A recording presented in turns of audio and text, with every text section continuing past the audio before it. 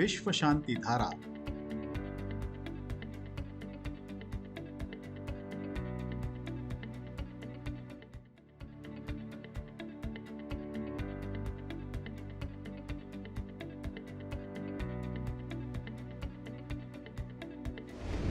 मनुष्य आज विनाश के कगार पर खड़ा है। पूरी दुनिया में अशांति फैली हुई है। ऐसे में विश्व शांति की आवश्यकता बहुत ज्यादा और तेज हो गई है। इस अशांत वातावरण में विश्व शांति कैसे और किस प्रकार हो सकती है, इस पर विचार विमर्श करने के लिए दुनिया भर के ज्ञानी, साधु संत, शास्त्रज्ञ और तत्ववेत्ता पुणे में एक साथ आए। अवसर था लोनी स्थित दुनिया के सबसे बड़े विश्व शांति गुंबद में आयोजित विज्ञान, धर्म और तत्व ज्ञान पर आधारित 8वीं वैश्विक संसद का। इस 3 दिवसीय समारोह में सहभागी ज्ञानी वक्ताओं ने विश्व शांति और मानव कल्याण के विषय पर अपने विचार प्रकट किए। आइए सुनते हैं उनमें से कुछ चुनिंदा विचार विश्व शांति दर्शन पर प्रसारित एक विशेष कार्यक्रम में, जिसका नाम है विश्व शांति धारा। नमस्कार, विश्व शांति धारा में आप सबका स्वागत है। मौलाना सैयद रिजवी ने कहा कि मन से की गई इच्छा और उसकी तलाश मनुष्य को ईश्वर तक पहुंचाती है।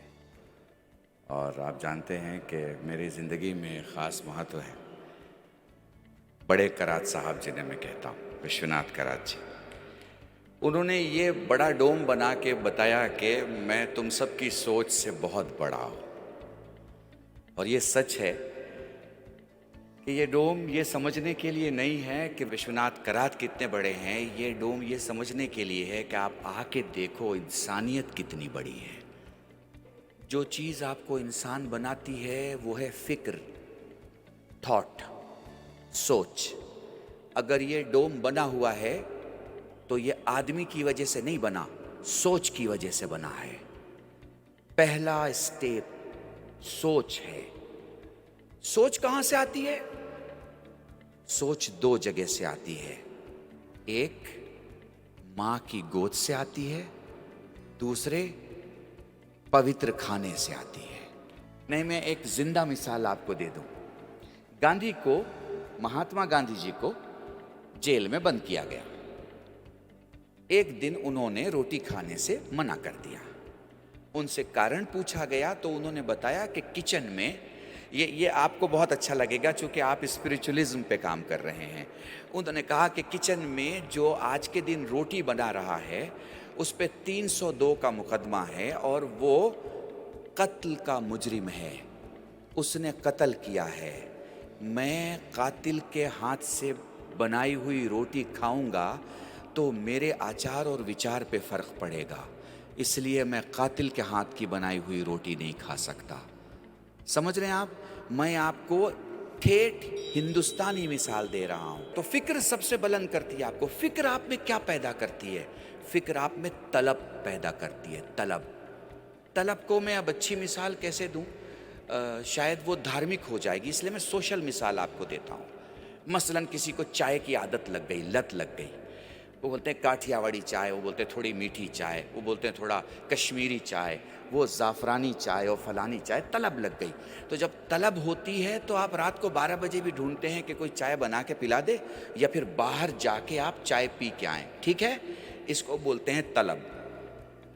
फिक्र आप में तलब पैदा करती है, तलब आप में तलाश पैदा करती है। जब फिक्र से तलब आ जाए और तलब से तलाश में आदमी लग जाए तो फिर बंदे को मौला मिल जाता है और इंसान को खुदा मिल जाता है। पुजारी को वो मिल जाता है जिसके लिए वो रोज मंदिर जाता है। तलाश, आखिरी जुमला, और शायद इसी में सब बात हो जाएगी। तलाश एक बड़ा गहरा लफ्ज है। बहुत भरी हुई कोई पूना की बाजार सोच लीजिए जिसमें बहुत भीड़ है और एक माँ का बच्चा खो गया और उस बड़ी बाजार में वो अपने बच्चे को ढूंढ रही है। मुझे इंसाफ से बताओ, क्या दरवाजे पर, दुकान के दरवाजे पे लगे हुए प्यारे से झुमके उसे अट्रैक्ट करेंगे? क्या मकान में, दुकान पे टंगा हुआ पर्स, बैग या कोई सामान या उसके मकान में यूज़ होने वाला कोई भी आर्टिकल जिसको वो बहुत गौर से देखती है, क्या कोई चीज़ अट्रैक्ट करेगी? क्या भीड़, क्या लोग, क्या चेहरा, कोई चीज़ अट्रैक्ट होगा? नहीं, उसे हर जगह अपना बच्चा दिखाई देगा। और वो सवाल भी करेगी तो पूछेगी तुमने इस बच्चे को तो नहीं देखा? एक फ़ोटो दिखा के कहेगी तुमने इसे तो नहीं देखा? उसे पूरे बाज़ार में अपने बच्चे के अलावा कोई नहीं दिखाई देता। जब तलाश ऐसी हो जाए तो इंसान को इंसान में खुदा की कुदरत दिखाई देती है। वो कभी ये नहीं सोचता कि मैं इसको मार के रहमान के करीब हो जाऊंगा। वो कभी ये नहीं सोचता। तलाश। और जब तलाश आपसे तलाश करवा लेती है तो फिर आपको कुछ मिल जाता है। और जब आपको कुछ मिल जाता है तो उसके लिए आप सब कुछ छोड़ देते हैं। और जब सब कुछ छोड़ देते हैं तो फिर वो कहता है एक शब्द, बंदे, हे मेरे चाहने वाले। ये ईश्वर की आवाज़ है, मेरे चाहने वाले, मैं तू नहीं बन सकता, तू मैं बन जा। इसका मतलब क्या है कि मैं तो ईश्वर हूँ, मैं तो खुदा हूँ, मैं तू नहीं बन सकता, मगर तू मैं बन जा। तू इतना मुझ में समा जा कि जो तू बोले वो होने लगे, जो तू चाहे वो होने लगे। ये उसी वक्त हो पाता है जब आप सब कुछ छोड़ते हैं और ईश्वर की दुनिया में ईश्वर के लिए लग जाते हैं। ये बातें मेरी सबके लिए थी।